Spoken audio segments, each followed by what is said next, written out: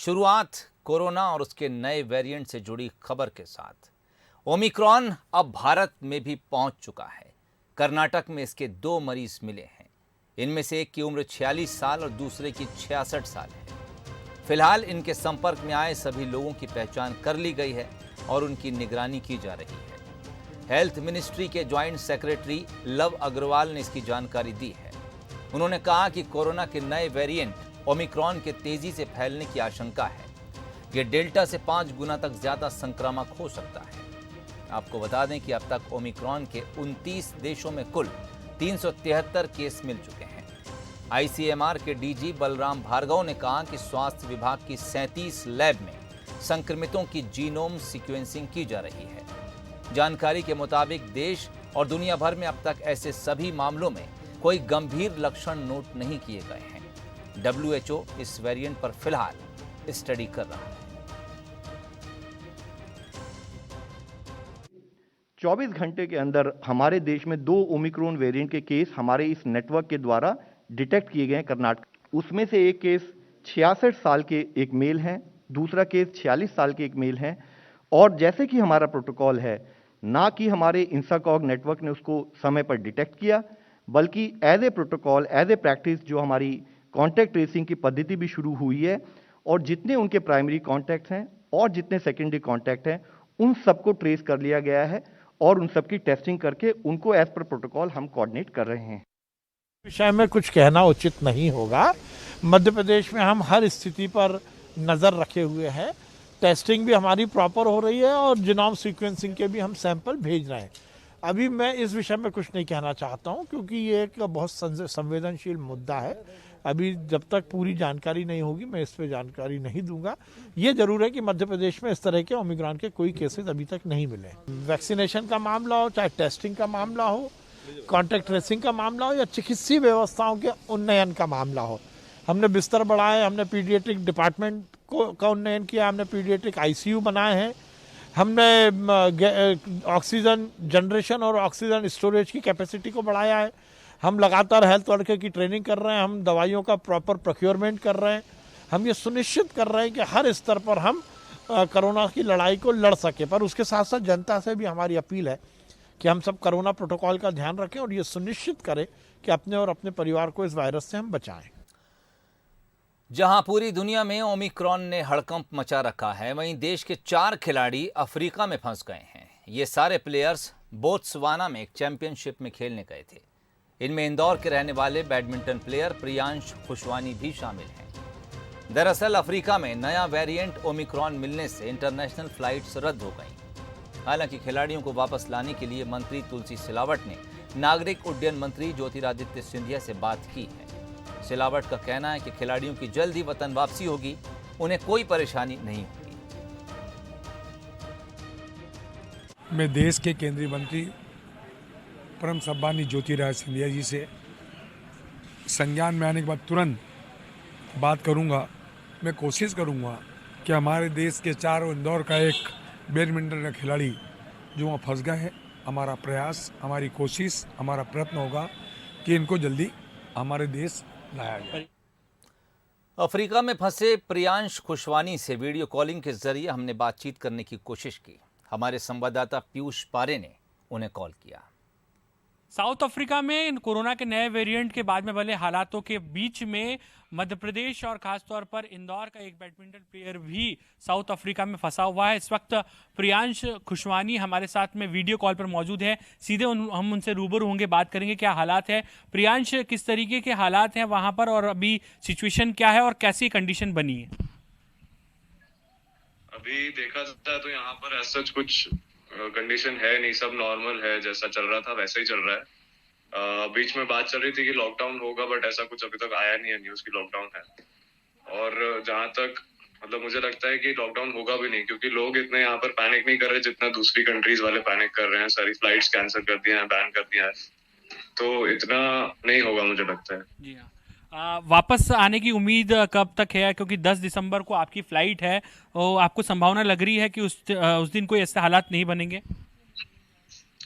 अब कुछ कह नहीं सकते, बट एटलीस्ट मैं होप कर रहा हूँ कि ऐसा कुछ नहीं हो कि फ्लाइट फिर कैंसिल हो जाए या कुछ और हो जाए। जी जी। फिलहाल आपकी वहाँ पर जो अधिकारी हैं एम्बेसी में, उनसे बातचीत भी हो रही है, क्या कह रहे हैं और व्यवस्थाएं कैसी है वहाँ पर? व्यवस्था की बात करें तो सबसे मतलब मैं बहुत थैंकफुल हूँ इंडियन एम्बेसी का। गैबरोन बोट्सवाना में उन्होंने काफी हेल्प करी हमारी, उनके ऑफिसर्स ने। मतलब पर्सनली उन्होंने हमारा वीजा भी अरेंज करवाया कीनिया का, क्योंकि हमारी कीनिया से होते हुए फ्लाइट है जो अगली है 10 तारीख, तो हमको उसका भी अरेंजमेंट करवा के दिया। प्लस यहाँ पर एक हमको काफी अच्छी जगह दी है रुकने के लिए, जिसमें खाना पीना सब चीज का अरेंजमेंट है। हमको इंडियन फूड मिल रहा है तीनों टाइम, ब्रेकफास्ट लंच डिनर में। तो काफी उन्होंने अच्छी हमारी हेल्प करी है। तो यहाँ पर प्रियांश है और खास तौर पर उनके जो फैमिली मेंबर्स हैं, उनकी माता जी की बात करें और उनकी सिस्टर हैं, वो भी काफ़ी चिंतित हैं। वे भी लगातार जो है वो सरकार से यही मांग कर रहे हैं कि जल्द से जल्द प्रियांश आ पाए। क्या टेंशन थी, किस तरीके से आप सिचुएशन आप देख रही हैं? अब टेंशन हमको यही है, अभी पहले तो जब 28 को उसकी टिकट कैंसिल हो गई थी तो हमको बहुत ज़्यादा टेंशन हो गया था। ऐसा लग रहा था कि अब पता नहीं क्या होगा, कैसे आ पाएगा। पर जब उनका वहाँ पे अरेंजमेंट रहने का खाने का अच्छे से हो गया तो थोड़ा हमको रिलीफ मिला। फिर उसके बाद उन्होंने वीज़ा वगैरह का भी इंडियन एम्बेसी ने अरेंजमेंट करवा के दिया और अब उसकी 10 तारीख की टिकट की हुई है, तो अब थोड़ा टेंशन थोड़ा कम है। बस ये है कि आगे उसको कोई प्रॉब्लम नहीं हो आने में। चलिए, तो यहाँ पर प्रियांश के फैमिली मेंबर्स हैं और खासतौर पर अगर बात करें तो इस पूरे मामले में अब मध्य प्रदेश शासन भी कदम आगे बढ़ा रही है। केंद्रीय मंत्री ज्योतिरादित्य सिंधिया से भी कैबिनेट मंत्री तुलसी सिलावट ने चर्चा की है और कैबिनेट मंत्री तुलसी सिलावट का यह भी कहना है कि जो खिलाड़ी इंदौर के फंसे हुए हैं उन्हें वापस लाने के लिए सरकार पूरी तरीके से कोशिश कर रही है और इस पूरे मामले में ठोस कदम आगे बढ़ाए जाएंगे। कैमरा पर्सन जितेंद्र मकवाने के साथ पीयूष पारे, बंसल न्यूज़, इंदौर। चलिए बात कुछ और खबरों की। मुख्यमंत्री शिवराज सिंह चौहान हरिद्वार में देव संस्कृति विश्वविद्यालय और गायत्री तीर्थ शांति कुंज के कार्यक्रम में शामिल हुए। उन्होंने आचार्य श्री राम शर्मा जी शांति कुंज स्वर्ण जयंती वर्ष व्याख्यान माला की शुरुआत की। इस कार्यक्रम को संबोधित करते हुए सीएम ने कहा कि प्राचीन और महान राष्ट्र भारत का 5000 साल का तो ज्ञात इतिहास है। जब पश्चिमी देशों में सभ्यता का सूर्य उदित नहीं हुआ था, तब हमारे यहाँ वेदों की रचना कर दी गई थी। हमारे यहाँ तक्षशिला, नालंदा जैसे विश्वविद्यालय थे। इस मौके पर सीएम ने अपने शुरुआती राजनीतिक दौर के बारे में भी बताया। आजाद हो गए और दिशाहीन हो गए। राष्ट्रीय पुनर्निर्माण, राष्ट्र का नवनिर्माण, सही दिशा में, पुरानी नींव नया निर्माण, ये करना पड़ेगा। जिसके लिए लोग चाहिए, और लोग कैसे चाहिए? देशभक्त, चरित्रवान, ईमानदार, परिश्रमी, परोपकारी। राष्ट्र महान कैसे बनेगा? जब व्यक्ति ठीक होंगे। और इसलिए व्यक्ति निर्माण की प्रक्रिया को परम पूज्य गुरुदेव ने प्रारंभ किया। 5000 साल का तो ज्ञात इतिहास है हमारा। जब पश्चिम के देशों में सभ्यता के सूर्य का उदय नहीं हुआ था, तब हमारे यहां वेदों की ऋचाएं रच दी गई थी। जब पश्चिम के लोग अपने शरीर को पेड़ों के पत्तों और छालों से ढका करते थे, तब हमारे यहां तक्षशिला और नालंदा जैसे विश्वविद्यालय हुआ करते थे।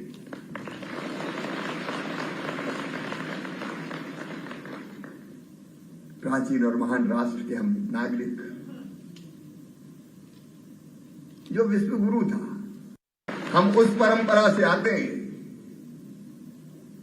संयुक्त राष्ट्र संघ तो बहुत बाद में बना। हजारों साल पहले इस धरती ने कहा, अयम निजम परावेति गणना लघु चेतसाम उदार चरिता नाम तू वसुदैव कुटुंबकम। ये मेरा, ये तेरा है। ये सोच छोटे दिल वालों का होता है। जो विशाल हृदय होते हैं वो तो कहते हैं सारी दुनिया ही एक परिवार है। मैंने तय किया मैं पदयात्रा करूंगा सलकनपुर से। सलकनपुर में देवी जी का मंदिर। हमारी उम्र के जुड़ने लगे। उन्होंने कहा कि यार दूसरे गांव जा रहे हैं तो चलो हम भी संग चलते हैं। एक गांव से दूसरे गांव छोड़ने वालों की संख्या 25-50 हो गई।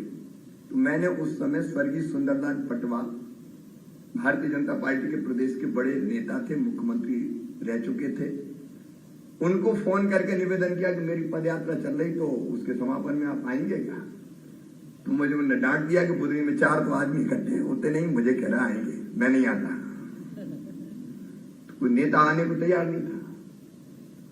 लेकिन जब पदयात्रा समाप्त हुई तो 7,000 लोग पदयात्रा के समापन में आए।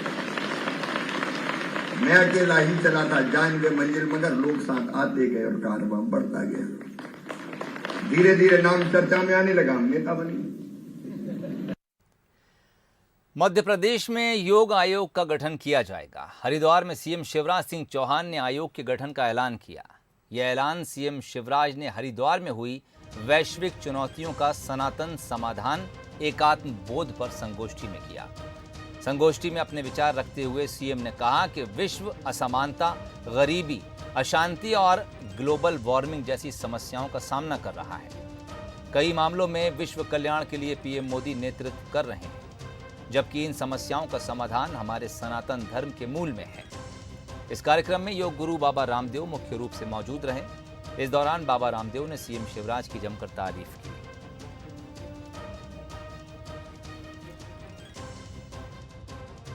गड्ढे ज्यादा और सड़कें कम, गड्ढे में सड़क है, सड़क में गड्ढा है, कहावत मध्य प्रदेश से बनी थी।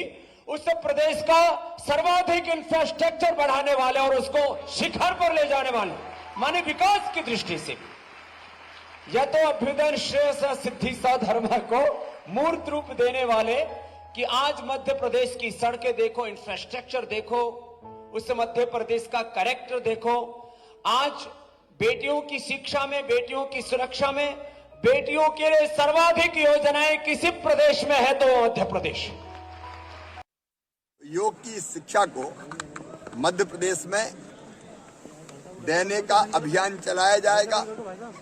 योग आयोग का हम गठन करेंगे और ऐसे श्रेष्ठ संत और सन्यासी जो पूरी दुनिया को दिशा दे रहे हैं, उनके मार्गदर्शन में वो काम होगा। और मुझे पूरा विश्वास है कि इससे प्रदेश भी बदलेगा और देश भी बदलेगा। लोकसभा में खजुराहो से सांसद और बीजेपी के प्रदेश अध्यक्ष ने केन बेतवा लिंक परियोजना को लेकर सवाल किया। वीडी शर्मा ने केंद्रीय जल संसाधन मंत्रालय से पूरे प्रोजेक्ट की प्रोग्रेस को लेकर सवाल पूछा।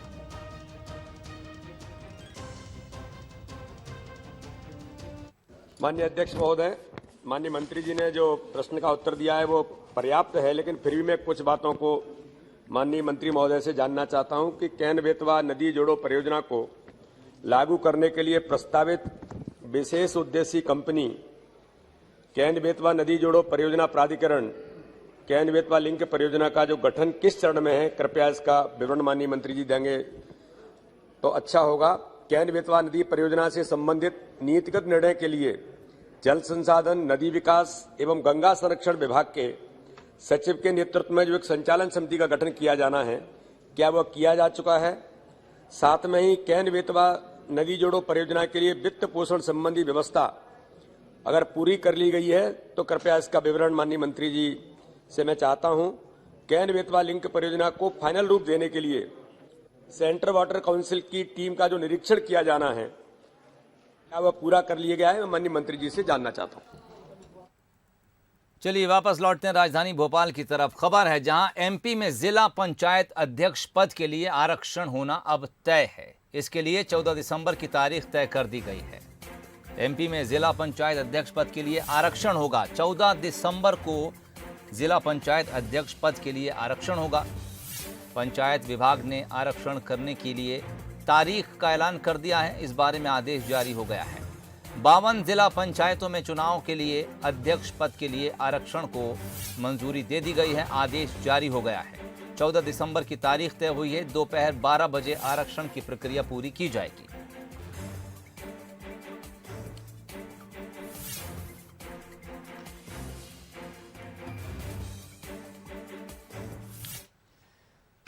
मध्य प्रदेश सरकार कामकाज की अपनी भाषा को और भी सरल करने जा रही है। खासतौर से पुलिस थानों में इस्तेमाल होने वाले शब्दों की सर्जरी होगी।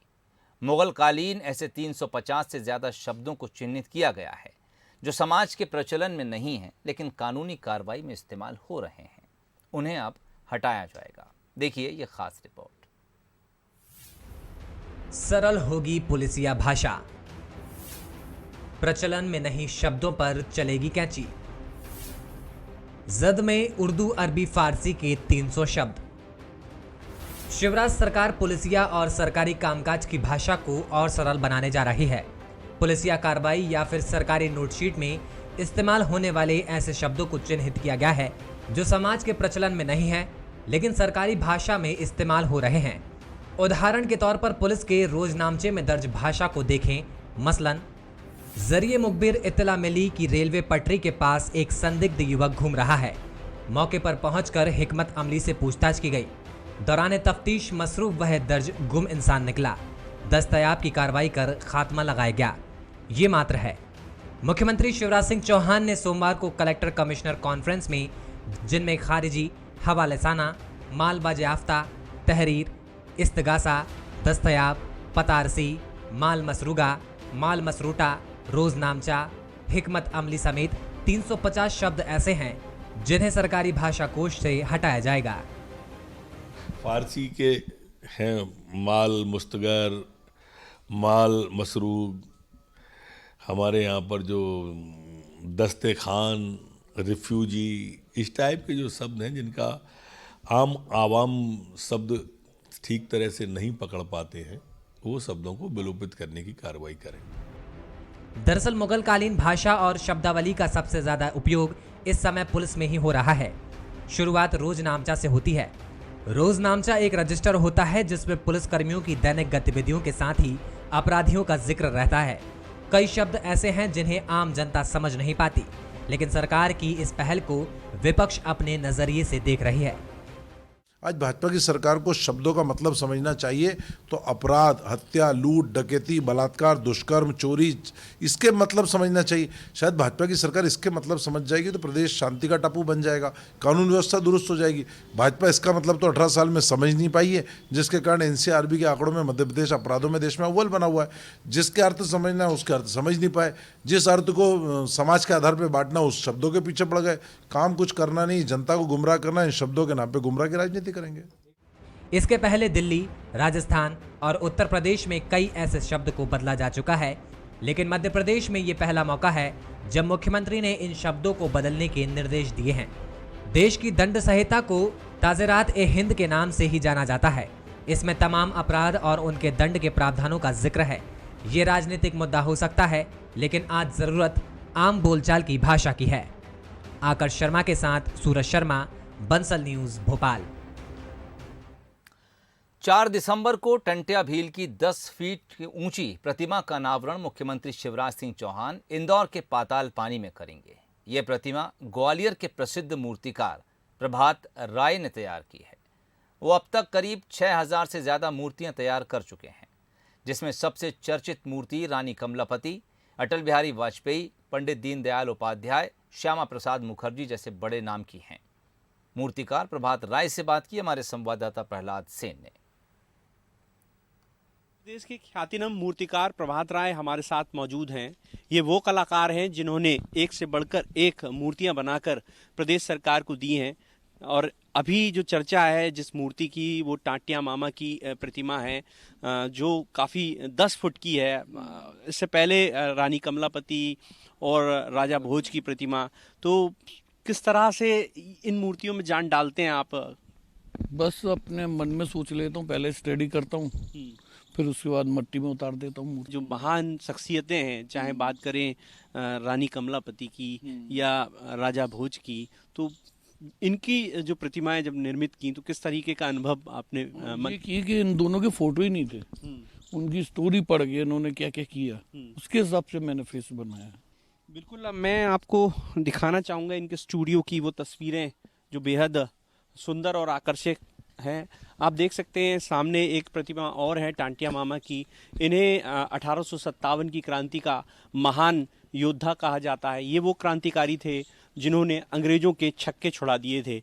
4 तारीख को इनका शहादत दिवस है, जहां पाताल पानी में इन्हें फांसी दी गई थी। वहीं पर मुख्यमंत्री इनकी प्रतिमा का अनावरण करेंगे। खास बात यह है कि इसी स्टूडियो से वो प्रतिमा बनकर गई है। इसके अलावा और भी कई प्रतिमाएं हैं जो बन रही हैं। प्रदेश सरकार इन्हें जल्द ही प्रदेश के अन्य शहरों में स्थापित करेगी।